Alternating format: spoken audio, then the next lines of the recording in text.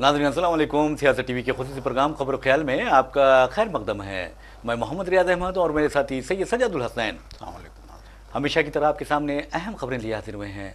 नाज़रीन, जैसा कि आप जानते हैं कि हम जो खबरें आपके सामने पेश करते हैं वो कल के अखबारात की सुर्खियाँ बनती हैं। न सिर्फ सुर्खियाँ बनती हैं बल्कि उन खबरों को इलेक्ट्रॉनिक मीडिया गैर मामूली अंदाज में नश्र करता है। इसी तरह सोशल मीडिया पर ये खबरें वायरल होती हैं। बहरहाल नाज़रीन, जहाँ तक खबरों का सवाल है तो आपको बता दूँ कि ऑपरेशन सिंदूर जो पाकिस्तान के खिलाफ किया गया, दहशत गर्दाना ठिकानों को निशाना बनाया गया और हमारी हिंदुस्तानी फौज ने जिस अंदाज में कार्रवाई की वो काबिल तारीफ है। लेकिन आपको बता दूँ कि उस मामले में अमरीकी सदर डोनाल्ड ट्रंप ने मुदाखलत की और फिर दोनों मुल्कों के दरमियान जंगबंदी करवाई। और उसके बाद से ही आप देखेंगे डोनाल्ड ट्रंप जहां कहीं जाते, चाहे वो सऊदी अरब हो या कतर हो या फिर मुत्तहिदा अरब इमारात हो या खुद अमेरिका में बैठे रहें, तो वो ये कहते हैं कि ये जंग मैंने ख़त्म करवाई है, जंगबंदी करवाई है। और दोनों ममालिक यानी हिंदुस्तान और पाकिस्तान को तिजारती धमकी दी है और जिसका असर ये हुआ कि दोनों जंगबंदी पर राजी हुए हैं। वैसे भी हाउडी मोडी। इसके अलावा आप देखेंगे अब की बार ट्रंप सरकार कौन नारा लगाया था? वज़ीर आज़म नरेंद्र मोदी ने नारा लगाया था और उनके अच्छे दोस्त समझे जाते थे ट्रंप। लेकिन ट्रंप बार बार ऐसा लगता है कि हमारे वज़ीर आज़म नरेंद्र मोदी को शर्मिंदा कर रहे हैं और हम ये बर्दाश्त नहीं कर सकते, तो क्योंकि हर हिंदुस्तानी आप देखेंगे कि अपने वज़ीर आज़म की इज्जत करता है, चाहे वो खुद को गुजरात का वज़ीर आज़म समझ लें या एक मखसूस कम्युनिटी का वज़ीर आज़म समझ लें या फिर एक मखसूस कम्युनिटी के खिलाफ जो नफरत की लहर मुल्क में चल रही है। फिरका परस्त दरिंदे उस लहर को आगे बढ़ा रहे हैं और जहनों को, मासूम जहनों में जहर घोल रहे हैं फिरका परस्ती का। उनको आप देख लेंगे कि उनकी खामोशी, उन पर वो खामोश रहे हैं। तो बहरहाल वज़ीर आज़म होते हैं, तो बहरहाल हम बात करेंगे बाद में वज़ीर आज़म की। लेकिन ऑपरेशन सिंदूर के बारे में आपको बताते हैं कि ऑपरेशन सिंदूर तो ख़त्म हो चुका है और पाकिस्तानी ठिकानों को हमारी फौज ने ज़बरदस्त निशाना बनाया। लेकिन हमारे वज़ीर दिफा राजनाथ सिंह, अब आप राजनाथ सिंह कोई गैर तजुर्बेकार पॉलिटिशियन तो है नहीं, वो विजय शाह नहीं है या फिर मध्य प्रदेश के डिप्टी चीफ मिनिस्टर नहीं है जो बचकाना बातें करें या बकवास करें। तो बहरहाल उन्होंने वाज़े तौर पर कहा है कि ऑपरेशन सिंदूर अभी ख़त्म नहीं हुआ है, अभी खेल जारी है और ये तो ट्रेलर था और हम दुनिया को सही वक्त आने पर मुकम्मल पिक्चर दिखाएंगे। तो इसका मतलब यह हुआ है कि हिंदुस्तान और पाकिस्तान के दरमियान जो कशीदगी है या तनाव की कैफियत है वो बरकरार है। और ये भी इतलात आ रही हैं कि हिंदुस्तान ने ये कह दिया है यानी बैकडोर से कि जो जंगबंदी है इसके हम पाबंद नहीं है। लेकिन अब देखेंगे कि पाबंद है या नहीं, आने वाले दिनों में इसका पता चल जाएगा। लेकिन आपको बता दें कि जहाँ तक राजनाथ सिंह का सवाल है, वो भूज जो एयरबेस है गुजरात में, वहाँ पर फौजियों से खिताब कर रहे थे और उन्होंने कहा कि हमने सिर्फ 23 मिनट्स में पाकिस्तान में दहशत गर्दों के अड्डों को निशाना बनाया, उन्हें तहस नहस कर दिया, दबाव बर्बाद करके रख दिया और ज़मीन दोज़ कर दिया। ये बात उन्होंने कही है। और उन्होंने ये भी कहा है कि पाकिस्तान जो है फिल वक्त प्रोबेशन पीरियड पर है। हम देखेंगे कि पाकिस्तान दहशत गर्दाना कार्रवाइयों से गुरेज नहीं करता है तो फिर हम देख लेंगे पाकिस्तान का क्या हाल होता है। तो बहरहाल ये हमारे राजनाथ सिंह कह रहे हैं। सज्जाद साहब, आप देखेंगे कि राजनाथ सिंह के एक जिम्मेदार ओहदेदार है, एक वजीर हैं और बीजेपी के ओहदेदार हैं, बीजेपी के लीडर हैं। उनका ये कहना कि अभी तो खेल जारी है, क्या मतलब? जी बिल्कुल, देखिए जब आर्मी ने खुद कह दिया कि हमने एक कामयाब और मुकम्मल ऑपरेशन सिंदूर अंजाम दिया जी और हमने पहलगाम में जो दहशत गर्दाना हमला हुआ था उसका बदला ले लिया है, और फिर ट्रंप ने कहा कि जंगबंदी जो है हो गई है इंडिया पाकिस्तान के बीच, रात भर की बातचीत के बाद जंगबंदी हो गई है और फिर सरहदों पे जो है बंदूकें खामोश हो गई हैं। अब हालात सब नॉर्मलसी की तरफ आ रहे हैं, लोग जो है वहाँ सरहदों पे चैन की सांस भी लेने लगे हैं और फिर जम्मू में भी ज़िंदगी लौट आई है। श्रीनगर का हवाई अड्डा भी जो है खुल गया है, वहाँ भी लोग आने जाने लगे हैं। अब सयाहत की तरफ भी जो है लोगों की तवज्जो बढ़ने लगी है। ये सब कुछ हालात सब ठीक ठाक जा रहे हैं। तो फिर अब अचानक ये जो है बोलने की क्यों ज़रूरत पेश आई कि ऑपरेशन सिंदूर हमें अभी जारी है। यकीनन हमने पाकिस्तान को जवाब दे दिया है, हमने पाकिस्तान को नाकों चने चबवा दिए हैं, इस बात से भी इनकार नहीं किया जा सकता और ये सारी दुनिया जानती है। सारी दुनिया पे आया है कि हिंदुस्तान ने पाकिस्तान को पहलगाम हमलों के बाद पहले ऑपरेशन सिंदूर करके जो है पाकिस्तान को ज़ेर किया, फिर उसके बाद जब पाकिस्तान ने जवाबी कार्रवाइयाँ की तो उसके जवाब में भी हिंदुस्तान के जो है जहाज़ पाकिस्तान के अंदर तक पहुँच के वहाँ पे सख्त तरीन इतनी सख्त कार्रवाइयाँ की गई कि आखिर पाकिस्तान को जो है अमेरिका से रुजू करना पड़ा और फिर अमेरिका को इस मामले में मुदाखलत करनी पड़ी। तो बहरहाल सब कुछ जो है ख़त्म हो चुका है। तो देखिए यहाँ सबसे बड़ा मसला ये है कि हमेशा कहा गया है कि जब जंग होती है तो इस पर सियासत नहीं होनी चाहिए। हमेशा कहा गया है कि देखिए ये मुल्क की सलामती का मामला है, तो अब आप मोदी को या अपने आप को या फिर जो है हुकूमत को क्रेडिट देने की ज़रूरत नहीं है। फ़ौज ने पूरी चाबुकदस्ती के साथ, पूरी दयानतदारी के साथ, पूरे वक़ार के साथ और पूरी जो है अपनी महारत के साथ ये ऑपरेशन अंजाम दिया सिंदूर का, और जो है पाकिस्तान के 9 इलाकों में इसने जो है दहशतगर्दों के ठिकानों को तबाह ताराज किया। फिर जब पाकिस्तान ने जो है जवाबी कार्रवाई की तो फिर उसका भी जो है मुँह तोड़ जवाब दिया गया। जी हाँ। सरहदों पे भी जो फायरिंग हुई, शलबारी हुई, उसका भी जो है मुँह तोड़ जवाब दिया गया। सब कुछ जो है अब ठीक ठाक हो गया है, तो अब फिर से जो है उसका जिक्र करके हुकूमत को जो है क्रेडिट देने की कोशिश से हुकूमत को गुरेज करना होगा। देखिए एक जानिब अपोजिशन सवाल उठा रहा है कि अचानक आपने जो है इस ऑपरेशन को बंद क्यों किया, अचानक आपने जंगबंदी क्यों कर ली। शानदार कामयाबी मिल रही थी हमें।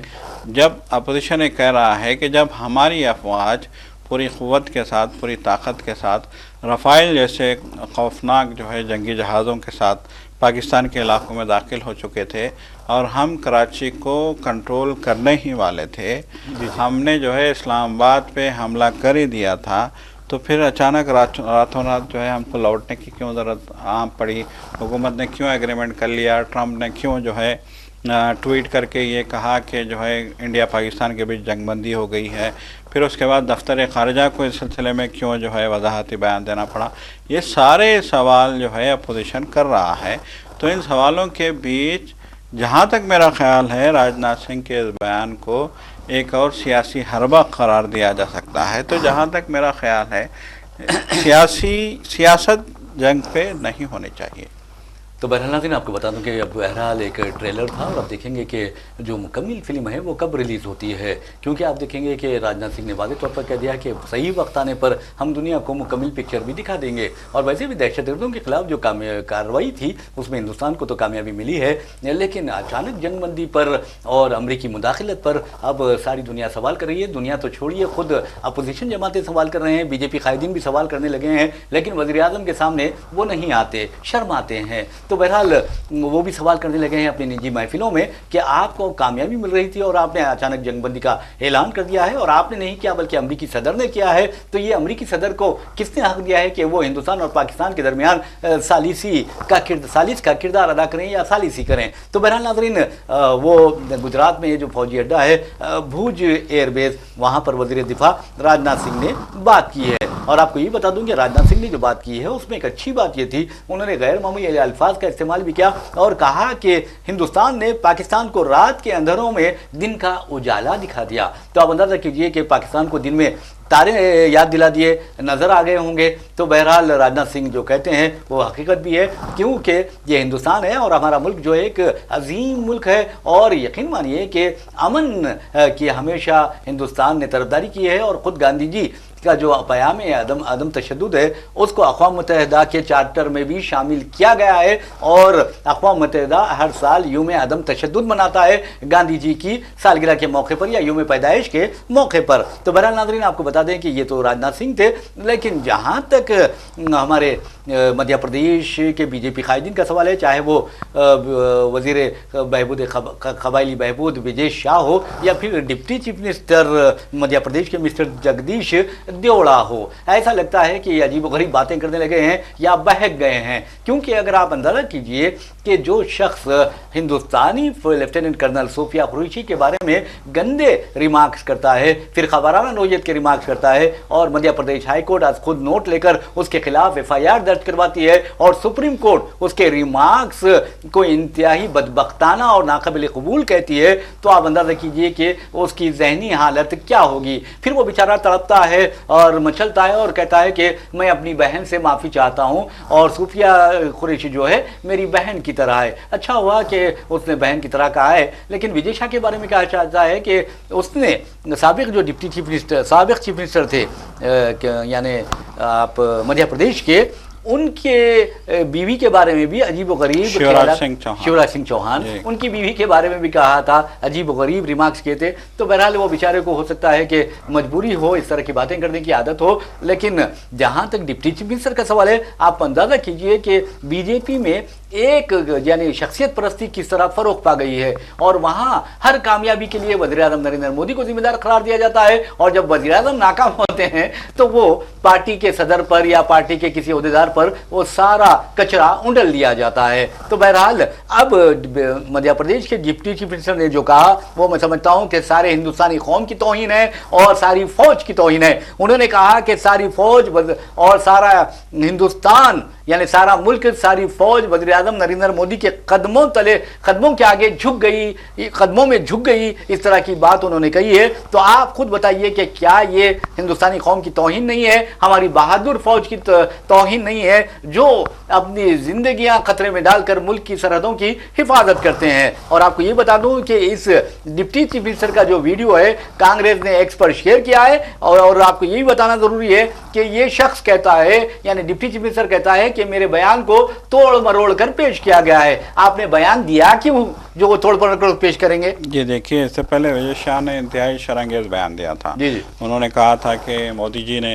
वो भी मोदी जी की तारीफ कर रहे थे। जी जी। उन्होंने कहा था कि मोदी जी ने जो है उन्हीं की जात की जो है बहन को उनके पास भेज के जो है उनका काम करवाया है। जी जी जी। मोदी जी ने उन्हीं के, उनको नंगा करने के लिए उन्हीं की बहन को वहाँ पे भेजा जी जी कार्रवाई करने के लिए। बहरहाल जो है एक शर्मंगेज जो है बयान दिया था, जिस पे वो अब मुसलसल गुज़िश्ता कई दिनों से हम देख रहे हैं कि वो सोशल मीडिया पे दोनों हाथ जोड़ जोड़ के जो है माफ़ी मांग रहे हैं, क्योंकि उनको लग रहा है कि उनकी कुर्सी उनकी जो है पैरों तले से खिसकने वाली है। क्योंकि जब हाई कोर्ट ने जो है इस सिलसिले में सो मोटो नोटिस लिया था और एफआईआर दर्ज कराने का हुकूमत को हुक्म दिया था, तो इस मामले में गिरफ्तारी से बचने के लिए विजय शाह जो है सुप्रीम कोर्ट का दरवाज़ा खटखटाया था। तो सुप्रीम कोर्ट ने उनके अर्जी को समाअत करने से इनकार कर दिया था और हिकारत के साथ उनकी अर्जी खारिज कर दी गई थी। जी जी। तो बहरहाल जो है अब हाई कोर्ट में के हुक्म के बाद हुकूमत मध्य प्रदेश की जानिब से जो एफआईआर दर्ज किया गया है उस पे भी हाई कोर्ट ने सरजनिश की है और कहा है कि इस एफआईआर में बहुत झोल हैं और मामले को कमज़ोर बना के जो है एफआईआर दर्ज की गई है। तो एक जानिब ये जो है साजिश हो रही है कि जिसने इस आर्मी की बहादुर कर्नल, खातून कर्नल के ख़िलाफ़ जो है की हद तक की, उसकी जो है उसको बचाने की कोशिश की जा रही है। दूसरी जानिब डिप्टी सीएम वज़ीर आज़म मोदी की तारीफ में इतनी आगे बढ़ जाता है कि वो पूरी आर्मी को उनके कदमों में डालने के लिए जो है तैयार हो जाता है। यकीनन ये एक जो है बहुत ही अफसोसनाक सूरत हाल है इस मुल्क की। देखिए, जैसा कि मैं आपकी एक और जानिब भी तवज्जो दिलाना चाहता हूँ कि गुजरात के एक जो अखबार है, बहुत मशहूर अखबार गुजरात का, गुजरात समाचार के नाम से वो चलता है, उस अखबार के मालिक को भी जो है ईडी ने घरों पे छापे मारने के बाद जो है गिरफ्तार कर लिया है।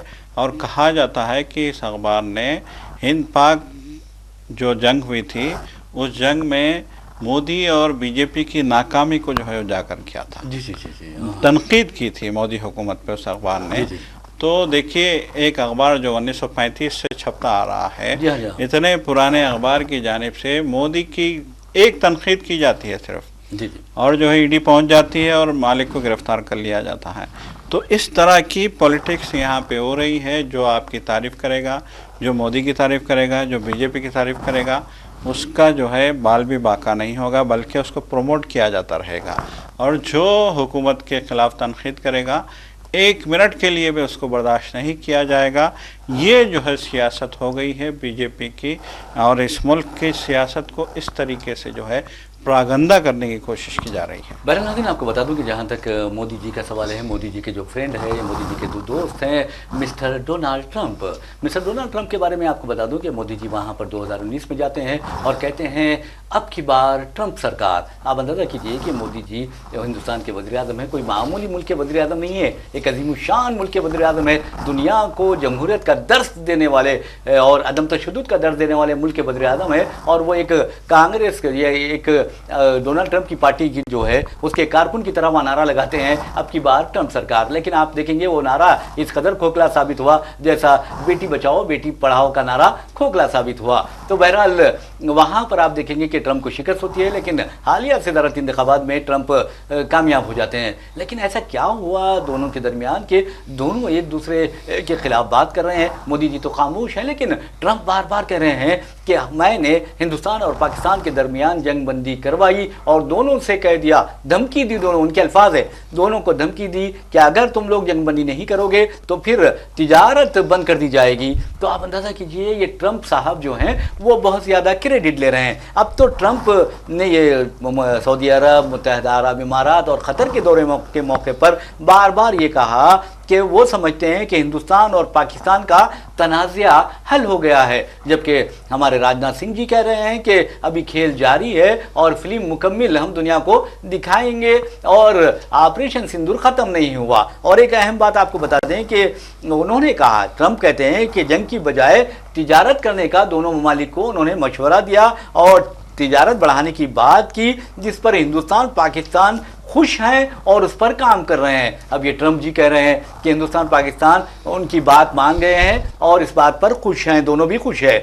तो बहरहाल आपको बता दें कि ट्रंप की जो बातें हैं उस पर वज़ीर आज़म क्यों खामोश है? बिल्कुल, देखिए वज़ीर आज़म अपनी जो है कुछ जवाब ही नहीं दे पा रहे हैं। बिल्कुल, अपनी तारीफ होती है तो वज़ीर आज़म खुश होते हैं। अगर कोई उन पर तनकीद करता है, अगर वो तनकीद हक़ बजानिब भी होती है तो भी उनको नागवार गुजरती है। देखिए, तनकीद बराए तनकीद एक अलग मामला है, तनकीद बराए इस्लाह भी जो है बहुत बराए तामीर या बराए इस्लाह भी तनकीद होती है। तो उस तनकीद को मानना जो है ये हुक्मरानों की जिम्मेदारी होती है। तो देखिए, आप देखिए एक हफ्ते के दौरान जब से जंगबंदी हुई है उस वक्त से कांग्रेस और दीगर अपोजिशन जमातें मोदी को कड़ी तनकीद का निशाना बना रहे हैं और उन्होंने कहा कि आखिर ऐसा क्या प्रेशर है, ऐसा क्या दबाव है, ऐसा क्या राज है, ऐसे क्या असरार हैं कि ट्रंप जो है एक सेकंड में आपकी जंग रोक देते हैं, कामयाब जंग को नाकाम कर देते हैं ट्रंप। आखिर ऐसी क्या जो है जादू है ट्रंप का कि जो है आप ट्रंप की एक ट्वीट पे जो है आप जंग कदम कर देते हैं।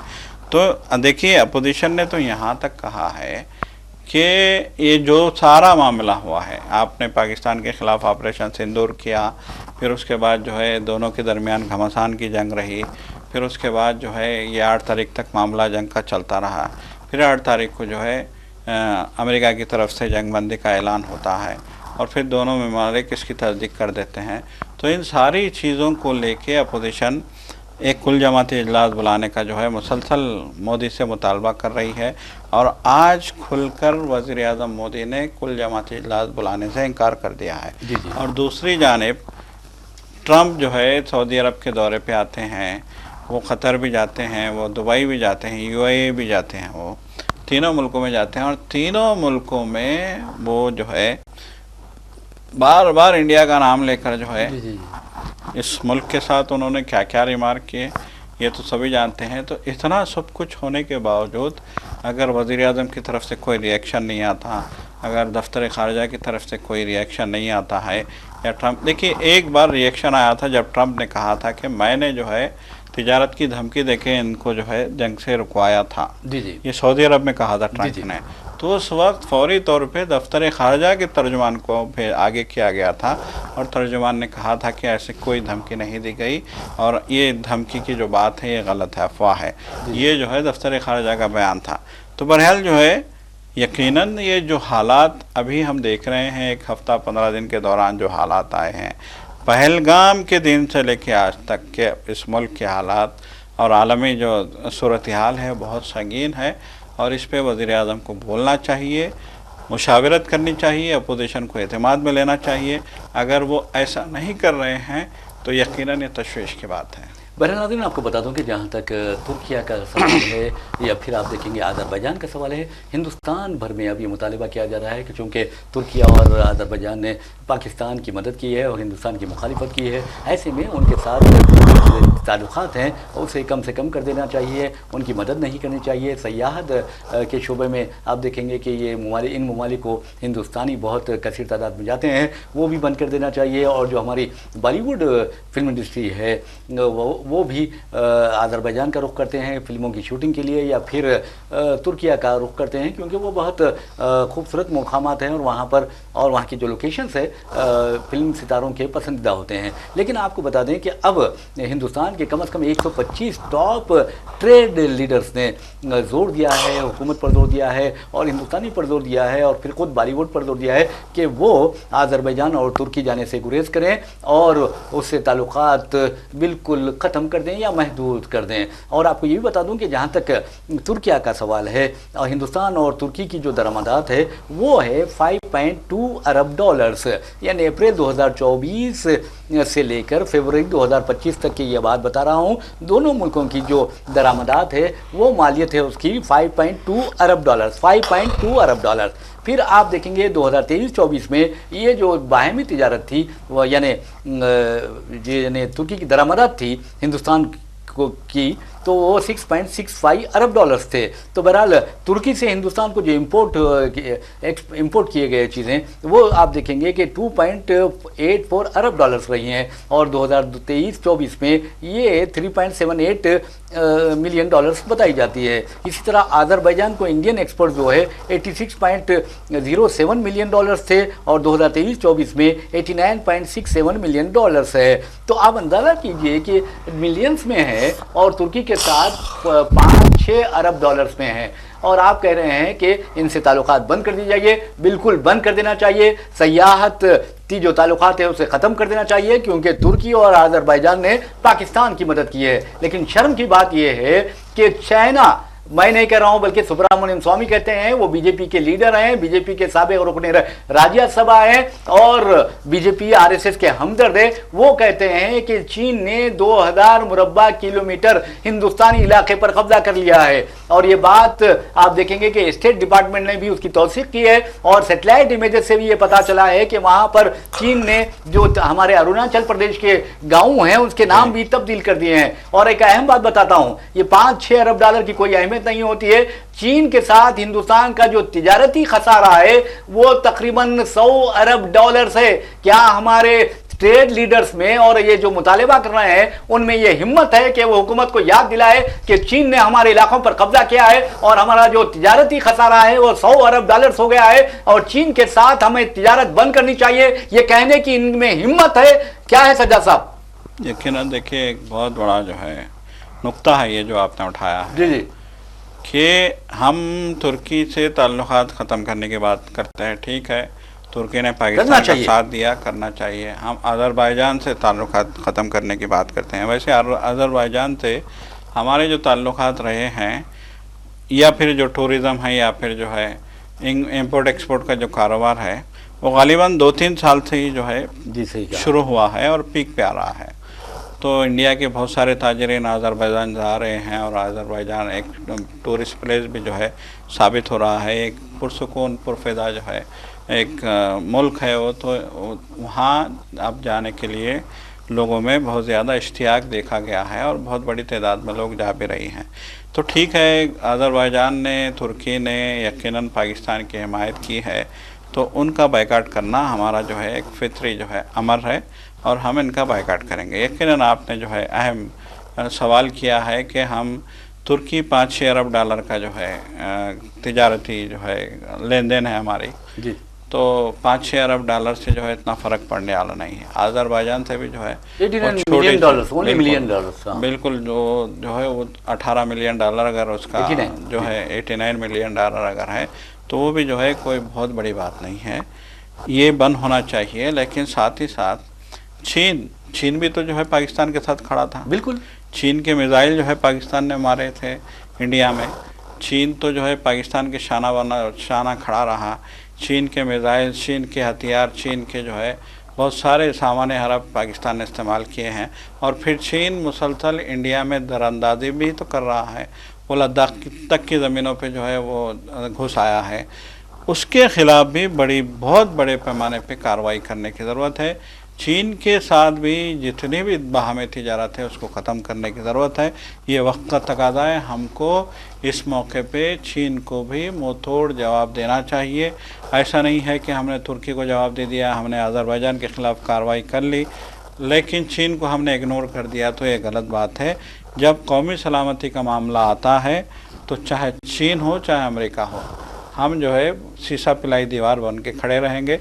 तब तक हम में ये हौसला और हिम्मत है, तब तक हम में ये हौसला और हिम्मत नहीं आएगी, हम जो है इस मामले में कमज़ोर ही साबित होंगे। बहरहाल नाज़रीन, एक और खबर की जानिब हम आपको लिए चलते हैं। इस खबर का ताल्लुक आपको बता दूं कि बेटी से है। वज़ीर-ए-आज़म नरेंद्र मोदी ने बेटी बचाओ बेटी पढ़ाओ का नारा लगाया और उसके बाद आप देखेंगे कि हाथरस की बेटी आपको याद होगी, या फिर कई मुल्क के कोने कोने में ऐसी बेटियां भी हैं जिनकी इस्मतें लूटी गई, वो भी आपको याद होगी। बिल्किस बानो भी याद होंगी, ज़किया जाफरी भी याद होंगी। तो बहरहाल बेटी बचाओ बेटी पढ़ाओ का नारा लगाने वाले वज़ीर-ए-आज़म का जो ये नारा है उसके बारे में कहा जाता है कि ये खोखला साबित हो चुका है। लेकिन आपको बता दूँ कि आज भी हिंदुस्तान में बेटी को इसलिए मार दिया जाता है क्योंकि वो बेटी होती है। इन बेशर्मों को ये पता नहीं कि बेटी रोटी होती है, बेटी मोहब्बत होती है, बेटी हमदर्दी की अलामत होती है, इसारो खुलूस की मिसाल होती है। बेटी बेटी होती है, जिसके जो बेटी आपकी होती है तो आप यकीन मानिए कि एक अजीब सुकून महसूस करेंगे कि आपके पास बेटी है जो आपके हमेशा ख्याल करती है, आपके दर्द पर चीख उठती है, तड़प उठती है। तो बहरहाल गोलकुंडा हैदराबाद का एक इलाका है, मशहूर मारूफ इलाका गोलकुंडा। गोलकुंडे के पास आप देखेंगे 7 गुम्बदान कुतुबशाही है और ये एक पिकनिक स्पॉट है, ये एक तफरीही मुकाम है, सयाहती मुकाम है। वहाँ पर एक शख्स ने अपनी 14 दिन की एक बेटी को 2 हिस्सों में यानी काट कर 2 हिस्सों में तकसीम कर दिया। क्यों काटा? इसलिए काटा कि वो बेटी पैदा हुई थी। उसकी माँ का नाम गौरी है और बाप का नाम जगत है और इसका ताल्लुक नेपाल से है और हैदराबाद में वो खिदमत अंजाम दे रहा था। तो आप अंदाज़ा कीजिए कि इस तरह के जो जालिम होते हैं उसी तरह के यानी उन्हें तो सजाए मौत दी जानी चाहिए। बिल्कुल, ये बहुत ही जो है दर्दनाक, अलमनाक और इंसानियत सोच जो है वाक़या है। इसकी जितनी चाहे मजम्मत की जाए कम है। यकीनन देखिए, हम ज़माना जाहिलियत की जो है से भी गए गुजरे जो है आज हमारे हालात हो चुके हैं। और हम जिस तरह के आज हालात देखने में आ रहे हैं वो बहुत ज़्यादा अलमनाक है। यकीनन आपने सच कहा कि ऐसे शख्स को कड़ी से कड़ी सज़ा देनी चाहिए ताकि मुस्तक़बिल में कोई बेटी पे हाथ उठाने की हिम्मत ना करे। बहरहाल नाज़रीन, आप बेटी की जब बात आती है तो हम उन बेटियों को भी याद करेंगे जो गज़ा में रहती हैं। वो भी हमारी बेटियां हैं, हमारी बहनें हैं, हमारी माएँ हैं और उनके साथ जिस तरह का सलूक किया जा रहा है, मैं समझता हूँ कि बदतरीन इस कुर्रे अर्ज़ पर अगर कहीं बदतरीन सलूक और बदतरीन दहशतगर्दी हो रही है तो वो गज़ा है, जहाँ पर आपको बता दूँ कि ताज़ा तरीन वाक़े में इसराइल की ये बमबारी में तकरीबन 143 फ़लस्तीनियों के चीथड़े उड़ गए हैं। तो आप अंदाज़ा कीजिए। और दूसरी तरफ ट्रंप कहते हैं कि फ़लस्तीन हमारे हवाले कर दिया जाए। आज भी उन्होंने ये बात कही है, गज़ा हमारे हवाले कर दिया जाए। गज़ा के लिए उन्होंने एक अच्छा मंसूबा बनाया है और गज़ा को वो फ्रीडम जोन में तब्दील करना चाहते हैं। और इस सिलसिले में उन्होंने शामी जो सदर हैं अहमद अल शर्रा, जो अबूरी हुकूमत के सरबराह हैं, उनसे भी मुलाकात की है और उन्हें भी शाम को भी माहिदे इब्राहिमी में शामिल करने की बात हुई है और वो शामिल होने वाला भी है। तो पता नहीं इंटरनेशनल लेवल पर आलम इस्लाम के खिलाफ और मुसलमानों के खिलाफ जिस तरह साजिशें रची जा रही है वो और कहाँ तक पहुँचेगी। बहरहाल नाज़रीन, इसके साथ हम अपने प्रोग्राम खबर ख्याल को इख्तिताम को पहुंचाते हैं। अपने मेज़बान मोहम्मद रियाज अहमद और मेरे साथी सैयद सज्जादुल हसैन को इजाज़त दीजिए। इंशाल्लाह फिर मुलाकात होगी, फिर बात होगी। तब तक के लिए अल्लाह हाफिज़। अल्लाह।